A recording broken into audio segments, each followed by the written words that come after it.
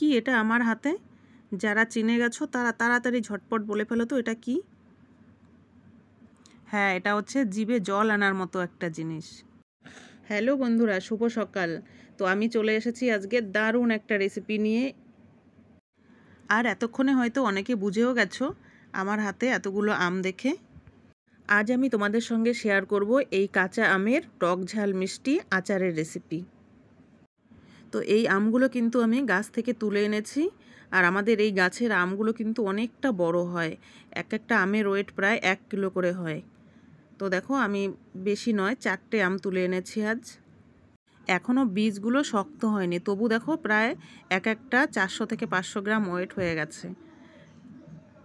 এই কাঁচা আমের আচার আমি প্রতি বছরই বানিয়ে থাকি, পুরো 1 বছরের জন্য। 1 বছর পরে আবার নতুন করে বানাই। তো চলো এবছর ভাবলাম তোমাদের সঙ্গে একবার শেয়ার করে নিই। তো এই যে দেখো আমি আমগুলোকে ধুয়ে কেটে নিয়েছি, আর একটু বেশ বড় বড় সাইজেরই পিস করেছি। যেহেতু এটা তেলের মধ্যে ডুবে থাকবে, তো ধীরে ধীরে এটা চুপসে গিয়ে ছোট হয়ে যায়, ওই কারণে একটু বড় করেই কেটে নিয়েছি। কাটার পর আমগুলো আর আমি জলে ধোবো না, যেহেতু আগেই ধুয়ে নিয়েছি। এবার আমি এখানে পরিমাণ মতো লবণ, কিছুটা হলুদ এবং 1 চামচ লঙ্কার গুঁড়ো মাখিয়ে নিয়ে রোদে শুকোতে দেব। আর আমাদের এখানে এখন যা রোদ, একদিন পুরো রোদে থাকলেই এটা আচারের জন্য একদম পুরো রেডি হয়ে যাবে।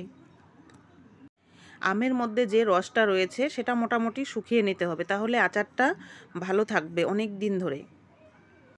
তো মেখে নিয়েছি, এবার চলো ছাদে শুকোতে যাব। তো দেখো কি রোদ উঠেছে আমাদের এখানে, একদিনের রোদেই পুরো শুকিয়ে যাবে। এই দেখো যেমন কথা তেমন কাজ। এখন মোটামুটি বিকেল 5টা বাজে, আমি আমগুলো ছাদ থেকে নিয়ে এলাম। দেখো কি সুন্দর শুকিয়ে গেছে আমগুলো। আর যাদের ওখানে রৌদ্র একটু কম তারা 2 দিন শুকিয়ে নিতে পারো এভাবে। এবার আমি আচারের জন্য একটা ভাজা মশলা রেডি করব। তো চলো দেখিয়ে দিই কী কী নিয়েছি। আমি এখানে নিয়েছি 1 চামচ জিরে, 1 চামচ মৌরি, 1 চামচ ধনে, 2 চামচ সর্ষে, 4টে শুকনো লঙ্কা, আর নিয়েছি সামান্য কিছু মেথি। মেথির পরিমাণটা কম দিতে হবে, নয়তো আচারটা তেতো হয়ে যাবে। তো এবার আমি এই সব মশলাগুলো শুকনোভাবে ভেজে নেব। খুব বেশি টাইম ধরে ভেজে নেব না, তাহলে তেতো হয়ে যাবে। এই মোটামুটি গরম করে নেব, যাতে এতে সুন্দরভাবে পাউডারটা তৈরি করা যায়। মোটামুটি 2 থেকে 3 মিনিট গরম করে নিলেই হবে। আর দেখো এটা হয়ে গেছে। আমি কি করে বুঝবো? এখান থেকে একটা সুন্দর স্মেল বেরিয়েছে। তো এটা অফ করে দিয়েছি। এবার এটা ঠান্ডা হতে হতে চলো তোমাদের সঙ্গে একটা জিনিস শেয়ার করব। আজ আমি গিয়েছিলাম একটু সুপার মার্কেটে একটা কাচের জার কিনবো বলে। তো ওখানে গিয়ে তো আমার মাথায় হাত, কাচের জারের দেখো কতটা দাম। এটাতে মোটামুটি 1 কেজি আমের আচার রাখা যাবে। তো এর দামটা দেখো 170 টাকা। সেম এই সাইজের আরও প্রচুর জার রয়েছে, দেখতে একটু ফ্রেন্সি। তো সেগুলোর দাম 600 থেকে 700 টাকা। একটা কাচের জারের এত দাম হতে পারে আমার তো কল্পনাতেই ছিল না। আমার কাছে তো ছোট জার রয়েছে। তো এবার একটু পরিমাণে বেশি আচার বানাবো বলে একটা জার কিনতে যাওয়া।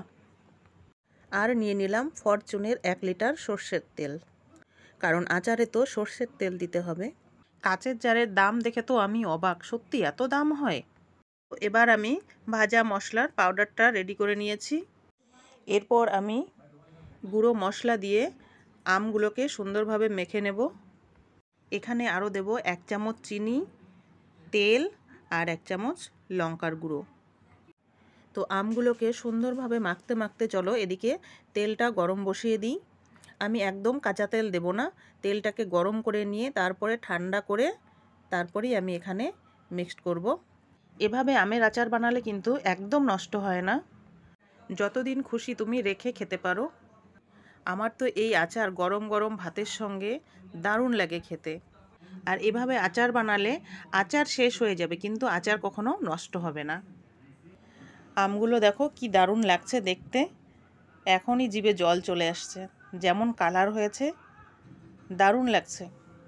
আর এদিকে 2-3 মিনিট তেল গরম করে নিয়ে আমি ফ্যানের নিচে রেখে দিয়েছিলাম, যাতে তাড়াতাড়ি ঠান্ডা হয়ে যায়। তো সব রেডি আমার। এবার আমি আমের টুকরোগুলো কাচের জারে রেখে দিচ্ছি।